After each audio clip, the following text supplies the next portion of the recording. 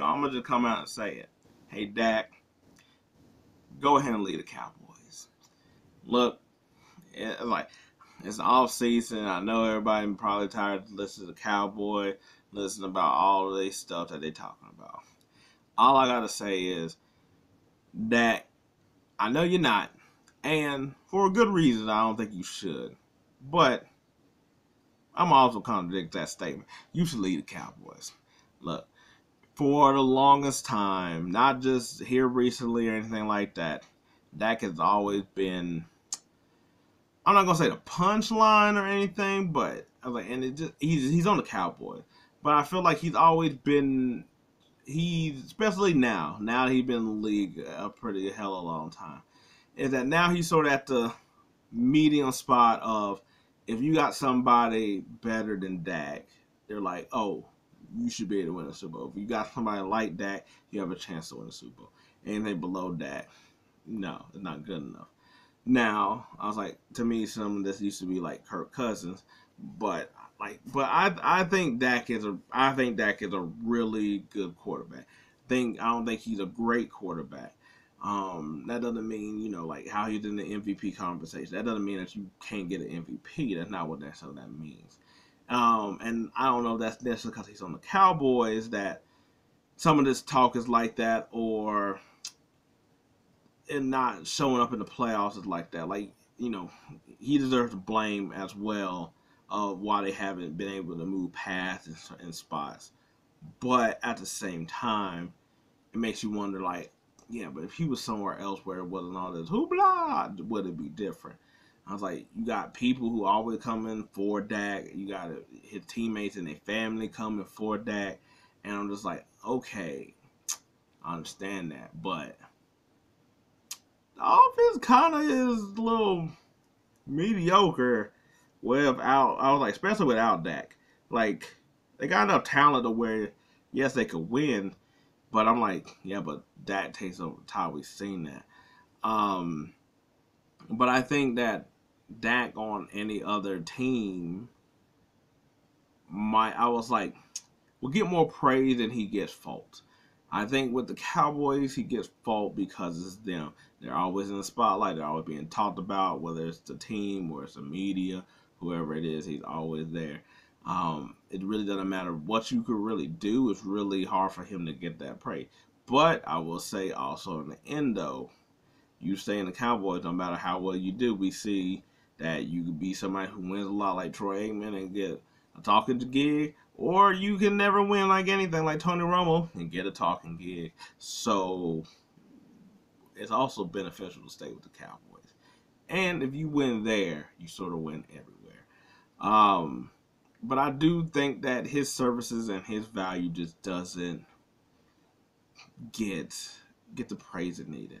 Like, for instance, I remember a couple years ago when it was his contract year again, last time.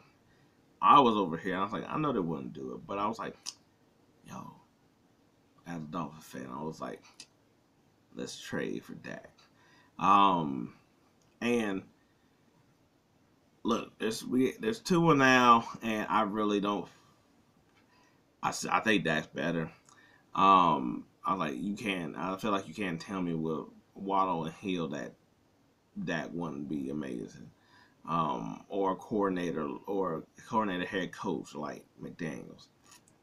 Um, so that's why I was like, and also with their defense as well too. But also I'm like in that division, I'm like, you really only got to play against Josh Allen. Whereas like in this division, yes, you only got to play against the Philadelphia Eagles, but you also got to play against the Cowboys. Weird, right? When you're on the same team as them. Um, but yeah, no, I wanted Dak at that time. And don't get me wrong, a lot of times I'll be watching, I'll be like, oh, come on, Dak, Jesus Christ. And I'm like, you know what? No, I'm glad we ain't trade for him. But at the same time, that's in the moment and stuff. But I'm like looking back at it, looking from the outwards in, I'm like, no, Dak is still a top 10 quarterbacks, which means that he's already has the advantage on most of y'all. Um, and also too, I'm like, he takes the big huge amount of blame of stuff when I'm like, yeah, but I'm like, you got some other teammates that don't be showing up and doing something. And don't get me wrong, they getting heat this off season, but normally, normally it's a little. He's really the scapegoat in a lot of it. And like I said, that doesn't mean that he doesn't get blamed. That just means that if you was in some other places, everybody would be like, man, can't blame Dak for that, or Dak tried the best he could. Whereas like here, it's like they get somewhere with Dak. Different thing. But yeah, no, I was like, I just think it's one of them things that you don't know what you miss until it's gone. I don't think he'll leave. I don't think that's gonna happen. I don't know about. I was like, from a cap situation, it sounds like they need to go ahead and sign him, almost like how they needed to do last time and sign him. And they would have signed him early than other people. I was like, they could have kept Cooper, and Ezekiel Elliott's deal would have been probably a little different. Where now they just got stuck, and say if they were here, but also you can play it out to go to free agency. And I'm like, look, once you ever go to free agency, I'm just saying, there's a lot of teams that even though everybody talking junk about Dak, if you're a free agent, there'll be so many people ponying up for Dak. And that's where you sort of gotta know your value here, know your worth, I guess. And I'm just like, there's enough people talking trash about you that, hey, let them see what they do without you. Anyway, that is my little 2 cents on the whole situation. Good luck, Dak. All I got to say.